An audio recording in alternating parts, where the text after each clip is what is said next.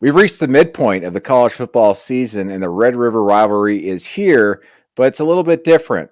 For the first time since 1998, Texas and OU are both unranked entering this game. In fact, this is the only game in the Big 12 this weekend that does not involve at least one ranked team. OU has won 4 straight in this series and are trying to win 5 straight for the first time since the early 2000s when they did that from 2000 to 2004. So, what can we expect in this rivalry game with a lot of injured stars out and some struggles among two teams with 2 losses? We turn to Chip Brown with Horns 24/7 and Joey Helmer with our OU Insider site at 24/7 Sports as well. Gentlemen, this game just has a weird feel going into it. It's just like everything that can go wrong almost seems to have gone wrong heading into this game to what looked like it was going to be just an absolute monumental and seismic matchup that would have national implications. Yeah, I mean, I look at, this game last year, go back a year, and Texas gets off to this unbelievable start. It was every Longhorn fan's dream first half. Texas gets up 28-7. They're blocking punts. They're doing everything. They score on the first offensive play of the game on a receiver screen to Xavier Worthy. And then Freddie Krueger jumps into the Cotton Bowl and just, his name is Caleb Williams, comes into that game and just changes the momentum, flips it on its head. And Texas is still haunted by this nagging question about its ability to finish games after holding double-digit leads, and it reared its head again 2 weeks ago out in Lubbock. Texas is up 31-17 after a 40-yard touchdown run by Bijan Robinson, and then the defense can't get off the field. Joey McGuire's going for it on 4th down every time, and they get it into overtime, and Tech wins it. And so the questions came up again this week for Texas. Can you finish? And it's almost like listening to Dr. Phil when you hear Steve Sarkisian talk about this, mental block or whatever it is with this football team. So, obviously OU's reeling. I'll let Joey talk about that, but the pressure's on from Longhorn Nation for Texas to win this game. It's the first time they're favored in this game since 2009. And it's really only because of OU's struggles. So the pressure's on for Steve Sarkisian, who's still looking for a signature win, by the way. And I'm not sure if this will count as a signature win because of the shape that OU's in. But the pressure's on for Steve Sarkisian to get this win. Yeah, very weird because you just mentioned Caleb Williams being the Freddie Krueger. He was like, welcome to primetime, Bevo. I hope people understand that reference. They probably don't. But Caleb Williams is gone. He's at USC.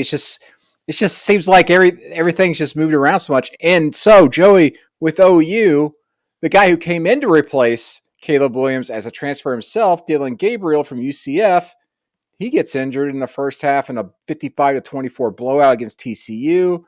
His status very much in the air going into this game. And OU's reeling after back-to-back losses for only the second time, suffering back-to-back regular season losses since 1999. What's going on at OU? Yeah, I mean, there's just so many question marks right now. They've had so much trouble starting games, especially offensively. And obviously with Dylan Gabriel's status up in the air, it doesn't look good. Obviously with what we saw with Tua Tagovailoa at Miami, you would figure that Oklahoma's going to play this as cautiously as they possibly can. Dylan Gabriel, of course, going through concussion protocol right now.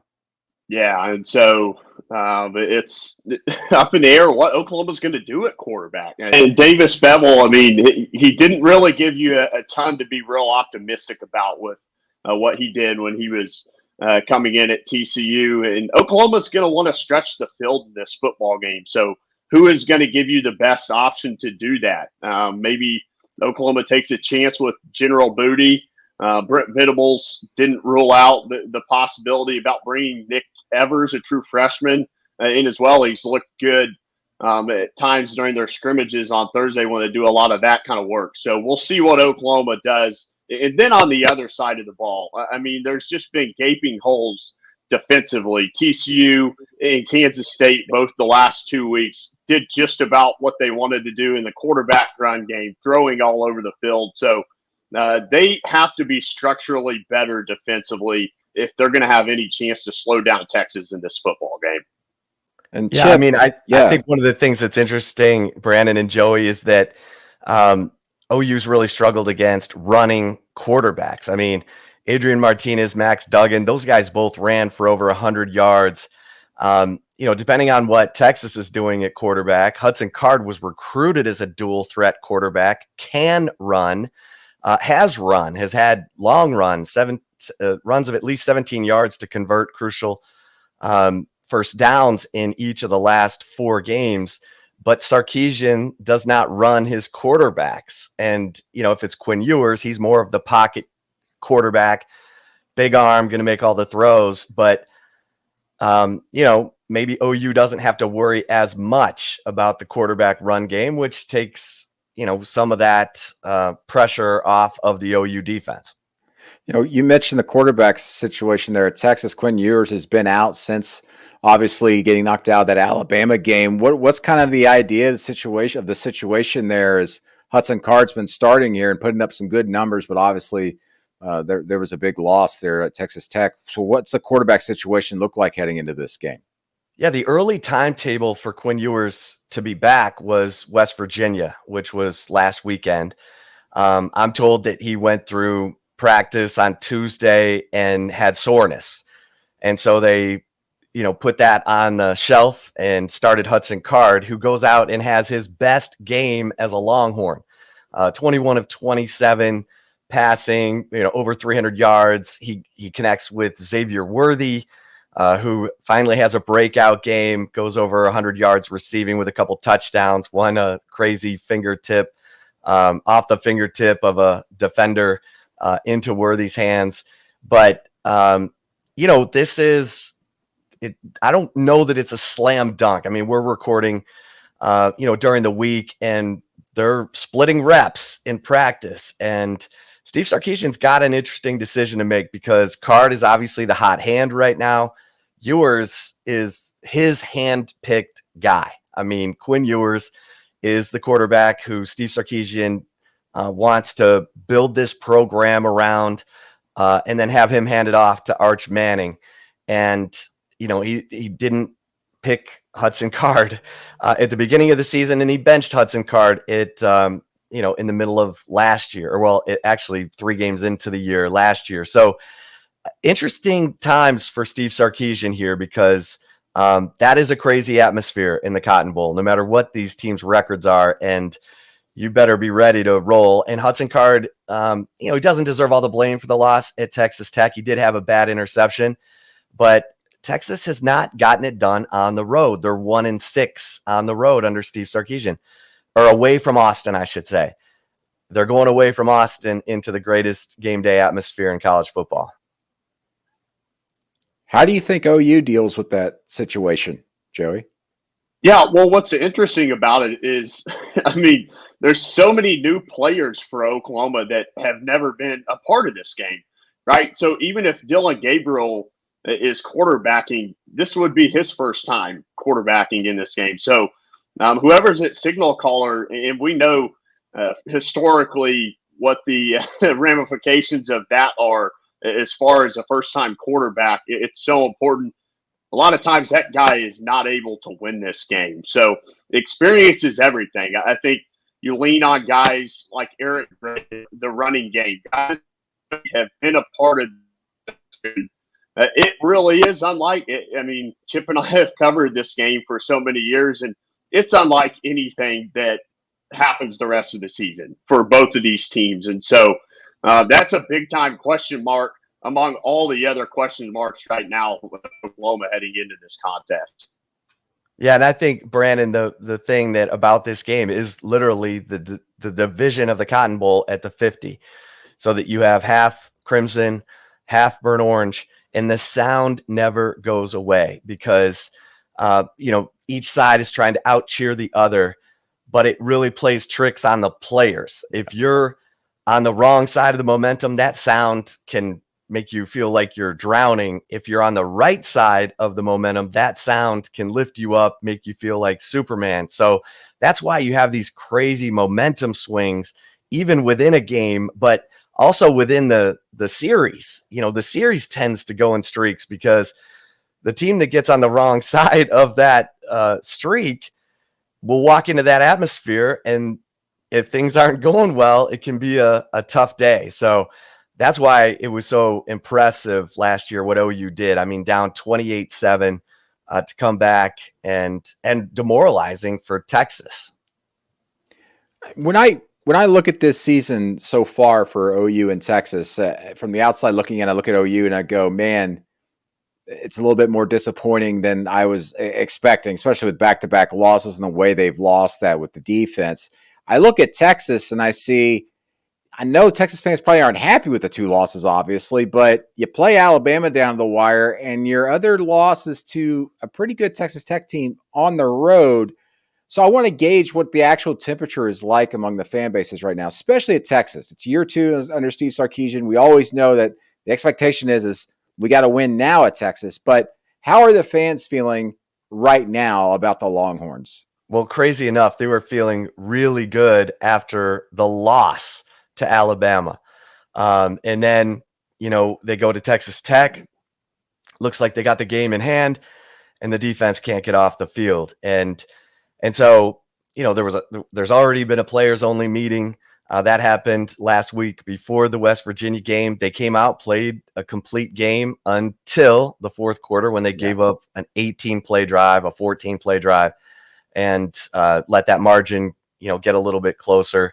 But I think the fans are still in wait and see mode because, they get their hopes up and then they get that kidney punch. And that's why this game is so important to Steve Sarkisian, to Longhorn Nation, because they see Oklahoma limping around, beat up, injuries, the defense a little disorganized, and think, oh my gosh, we're finally favorites in this game for the first time since 2009. We got to win it, especially after last year.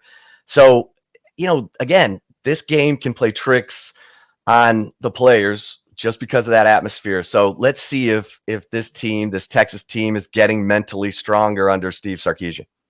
First year OU head coach Brent Venables, again, 2 straight losses, and he's even said we're just not very good right now. But Joey, what would a win in the Cotton Bowl against the rival Texas Longhorns mean for him in year 1 and going into the back half of this schedule? A lot more crazy. It's crazy enough. A lot more than 2 weeks ago when Oklahoma was undefeated. I think there was a little bit of a false illusion about this team when they left Lincoln, Nebraska, and pounded an awful Nebraska football team. And you saw the noise about, hey, Oklahoma might be the second best team in the country. A lot of people had them in the top 5. And the reality of this is an unranked football team. They have plenty of issues. They're now well documented. They weren't a couple weeks ago. So, yeah, if they were able to somehow pull off a victory in this game, not only would it shock, I think, a fair decent amount of people nationally, it's safe to say now, shock a lot of people locally. This fan base is kind of out of sorts right now. And I know people were coming after me after the game the other night at TCU, asking me, how many more wins can you stack up for this team? Are they going to win another game? Are they 2 games? I mean, so that's how negative the fan base is right now. And if they were able to somehow pull off an upset this week, it would completely change at least the mood of things around here in Norman right now. I hate to bring it. Surprising is that it's Venables' side of the ball that's the most in disarray. Which I don't know. Does that mean Venables starts to call the defense and take that away from Ted Roof, or maybe Venables is meddling too much? I don't know. But that's the stunner because a lot of the injuries for OU are on the offensive side, right? And that side of the ball has been moving pretty well. Well, and when they were in Lincoln, I mean, you felt that obviously the competition wasn't stout the first few weeks of the season, but you had seen so many good signs on that side of the ball that they were game tackling, they were in position, and those things have just completely lost in the last couple weeks. So, yeah, it's totally surprising that it's on that side of the ball for sure. Well, guys, I wanted to end the podcast with this, a little prognosticating, not necessarily about the game, but what do you think the fan bases are saying about Texas and OU at the end of this regular season? Well, I think for Texas, because they have shown improvement, what they were able to do against Alabama. I always used to say this, and I really talked about Bob Stoops at Oklahoma. The sign of a well-coached team is week-to-week improvement. Stoops' teams always improved week to week. And, even if they lost to Texas, it seemed they would go on to win the Big 12 because they were a better team at the end of the year. That's what I think Texas fans want to see from the Longhorns. And if they do, there will be blanket buy-in for Steve Sarkisian and this staff. And everyone will say, okay, well, last year he had to get his culture in and all of that. If there isn't, then Texas fans will sit on the fence because they've just been, let down so much since 2009. So, this game has a lot to do with how Texas is going to be perceived at the end of the year. And then they got to go play Oklahoma State and K-State on the road. And, there's a lot of minds out there. Kansas, they got to go play Kansas on the road, for crying out loud. So still a lot of minefields out there for Texas. Yeah, among all the differences with these teams going into this game, outside of their records, the trajectory of the season is one of the similarities. Oklahoma wants to see that progress at this point, and it's going to have to stack up in some wins at some point, but there shouldn't be any false illusions about this process for right now for Brent Venables and the new staff. This was going to be a bit of a struggle, and I think after the first couple or three games, we got to a bit of a false illusion in thinking this was going to be a faster transition than it really in reality is going to be. So from the Oklahoma side of things, it's all about the process. It's about seeing that weekly improvement, and that needs to stack up in some wins at some point. If not this weekend, down the road, Oklahoma needs to go to a bowl game. I can tell you that. And there are plenty of people around here that are questioning that possibility, which seems kind of crazy after how things were just a few days back here. Oklahoma and Texas in the Red River rivalry, Saturday, noon Eastern time on ABC. Two fascinating teams. Even if they are unranked, it's always high drama. And, of course, two of the big blue bloods in the country. You can't keep them down for too long. For our producer, Lance Glenn, I'm Brendan Marcello. I want to thank again Chip Brown and Joey Helmer for joining us to discuss all things Red River. We will see you down the road here on the College Football Daily.